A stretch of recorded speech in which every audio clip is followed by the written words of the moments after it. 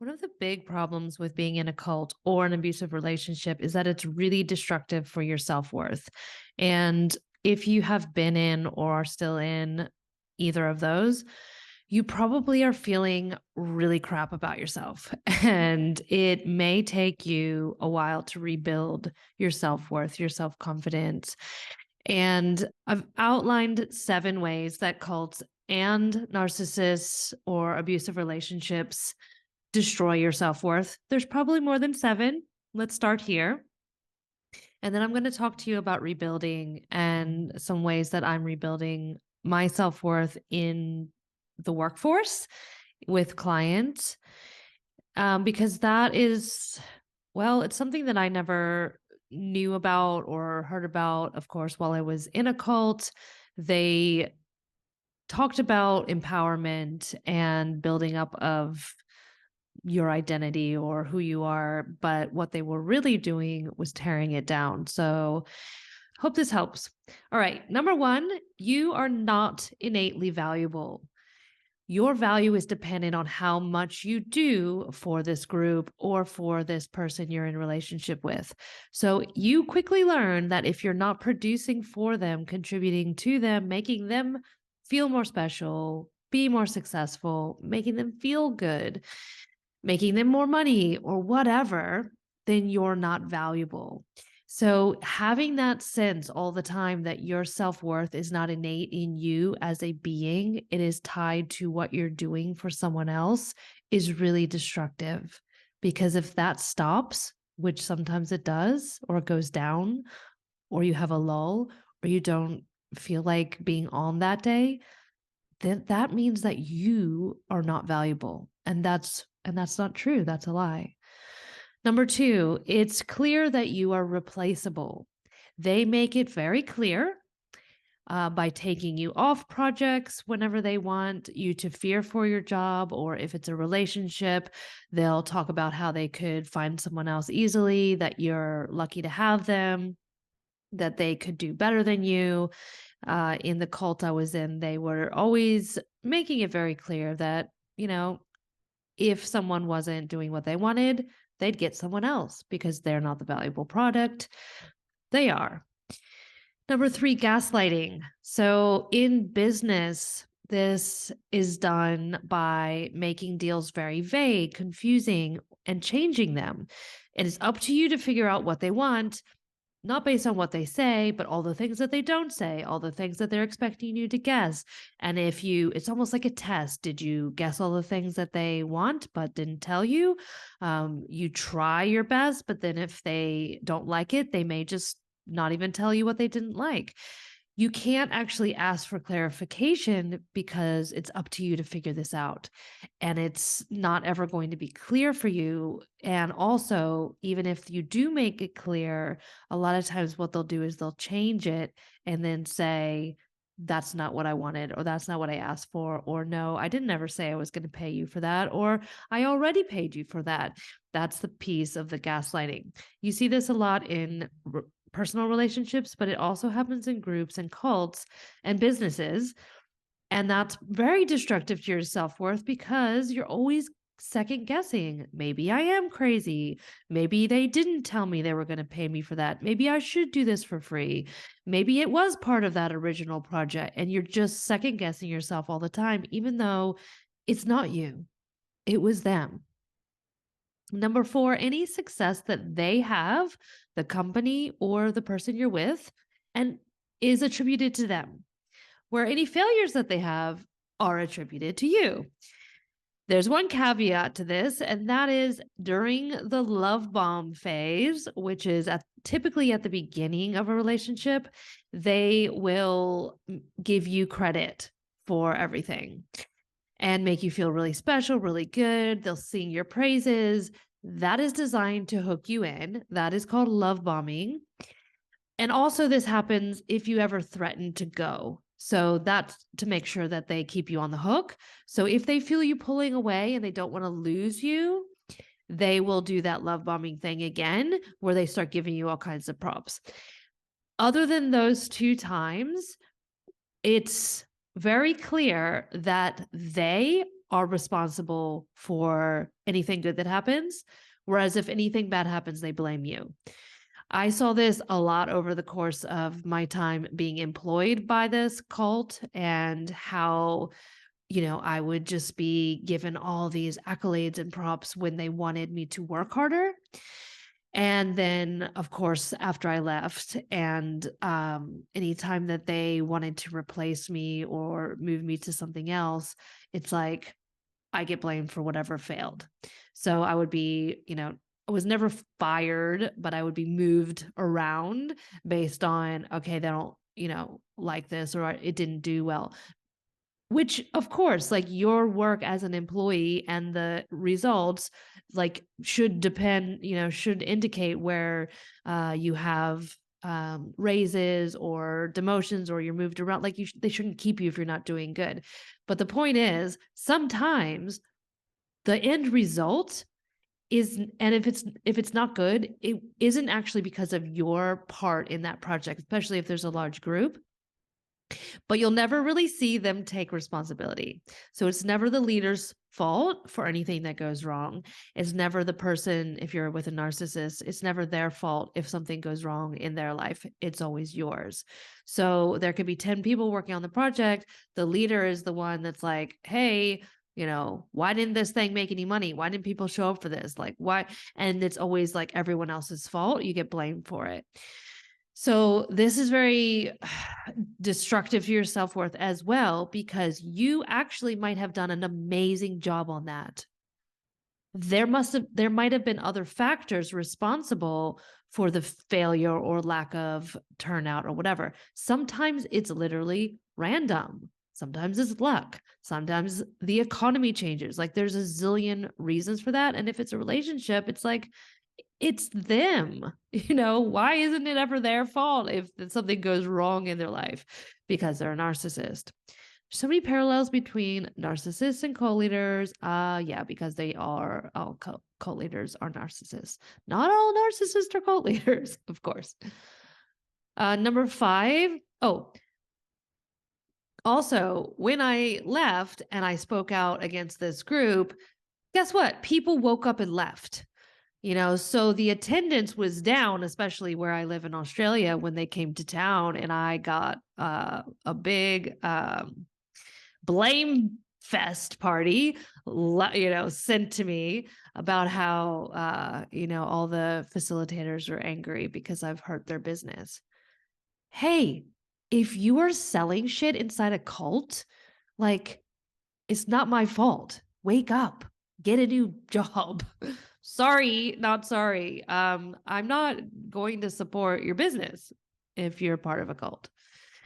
All right. Number 5, you asking for more time, more money, more help, more love indicates a flaw or a problem in you, not them.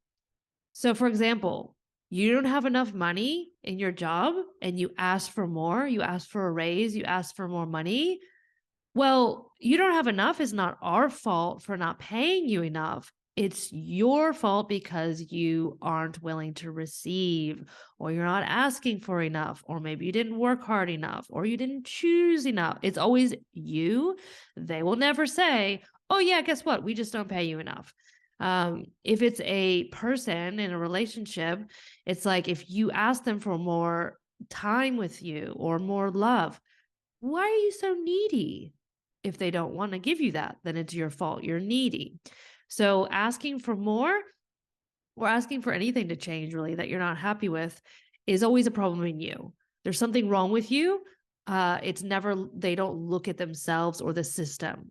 So anytime that I would look at my finances and, working for a cult, you have 0 time to spare, and you have a zillion hours of the day that are filled up with culty activity, like a zillion, all the hours of the day, you're working for them. And if you're not making enough money, which you won't be, even at the top, it's like only the leaders are ever really making the big money, although lots of people around them are putting this image out to the world that they are rich. It's rarely true. So you probably don't have enough money. And the majority, 99% of people, they've done lots of studies, not just cults, but MLMs, they're not making any money. They're literally not making money. So it's not your fault. It's the system. It's the organization. Okay. If it's an MLM or if it's a cult and you are broke, going bankrupt, going into credit card debt, it's not your fault.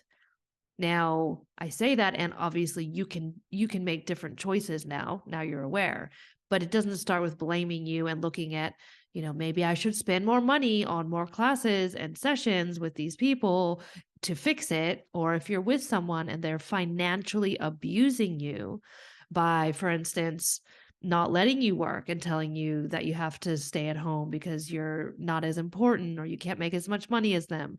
That's financial abuse. Okay. Not having enough money. Look at what's really going on there. Okay. That doesn't mean don't take responsibility for your actions, but this is about the dynamics inside abusive relationships. Okay. Number 6, future faking. Future faking is when a person lies or promises something about your possible future in order to get what they want in the present. It could be as basic as promising that they will call you later and then never calling. This isn't if you're dating someone. Or it could be promising to go on a vacation with you and then never making any plans to actually make that happen. Or promising to marry you. You never get married, never get engaged. In the job, it's like always promising or painting a picture of a future where you will have whatever it is you want. So that promotion or that more money or that, lifestyle that they have or that they say you could have. Future faking, okay? It's never going to happen. In the hands of a skilled manipulator, future faking preys on your dreams and goals in order to fabricate a possible future so that they can string you along in the now. These promises are destined to be broken, and they can be seen as a form of over promising and under delivering. Okay, so they use future faking to keep you around. And when that never happens, so this is my list of things that destroy the self-worth, you end up in a position where your dreams are not actualized and they're shattered. They're laying in broken pieces on the floor. That sucks. Okay. Number 7, accusations and defamation. So when you leave, they lie about you to ruin your reputation. This also sucks. You don't want that to happen again because being lied about, being told that you stole or that you cheated or that you're a slut or that you overcharged or that you didn't deliver or whatever, if that's not actually true and they're hurling these accusations at you, you don't want to have that happen again. And because it wasn't actually anything that you did, you're not sure how to make that not happen again, except that you want to go way out of your way to over deliver so that you can never, ever have that happen again. So when you find a new client or employer or boyfriend or girlfriend, you go out of your way to go over the top to give more than you need to or more than you should have to, so that you will not be accused of whatever it was that they accused you of that you never did in the first place. All right, so that's my list of 7 ways that cult and abusive relationships destroy your self-worth. Now I'm going to talk about rebuilding. So the first thing about rebuilding is in relationship is who you are rebuilding your self-worth with, and it needs to be a safe person. I'm going to talk about a new client that I've had in the last year who's helping me, bless her. I got really lucky with this client because she understands my history and things that are triggering, and she's helping me to do things like charge an appropriate amount of money. I mean, it's really unusual that you'll have a client do that, but if you found someone and you're building a new interpersonal relationship with, find someone who's safe, that's going to understand like certain situations could be triggering. You might need help doing things like having realistic expectations, or being able to communicate what your actual needs are and not just giving them everything that they want. So here's an example. I'm going to read a little story, and this example came up with my client. This was about 7 months ago, and we're still working together. And I'm just so grateful for this client for lots of reasons, but you'll see in the story one example. Okay, so this was 7 months ago. I wrote this. Yesterday, a client asked me to do something for her. Could I do it? Yes. Did I want to? Yes. So what was the problem?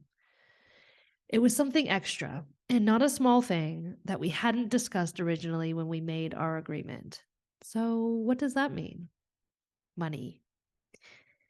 Do I say yes and do the work for free because I don't want to ask for more money? Do I say yes and ask for more money? Do I say no? Do I make an excuse to get out of it? I tried to pass it off and made an excuse to get out of the situation. Then I sat, frozen, staring at my computer screen for 20 minutes. All of the words on the screen blurred together. Letters wouldn't put themselves together in the right order.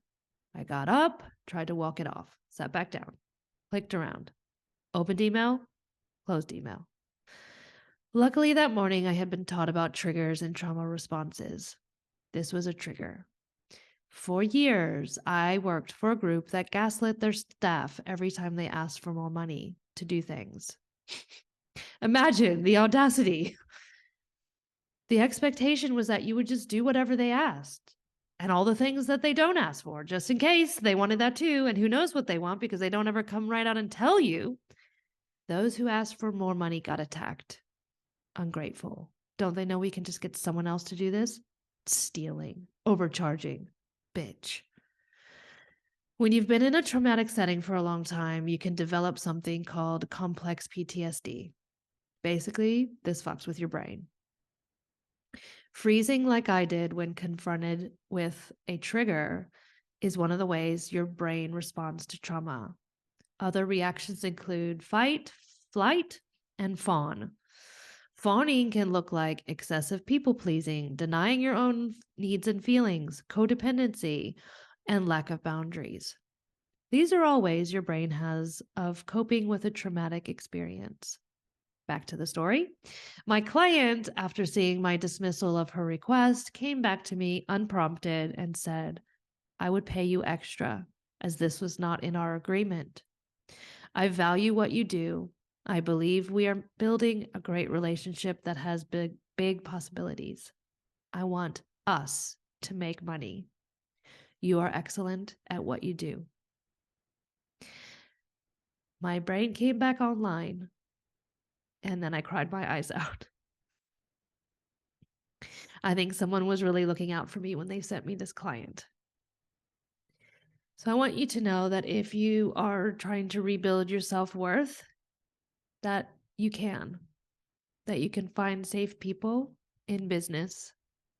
You can find safe friends. You can find safe therapists. You can find safe romantic partners. And you can work on this with yourself too.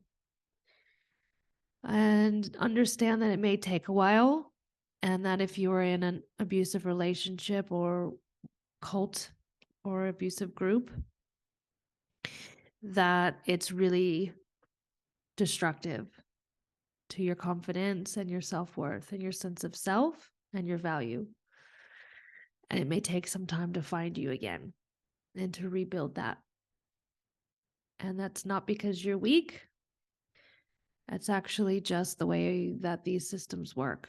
They work really well to destroy all the good in you.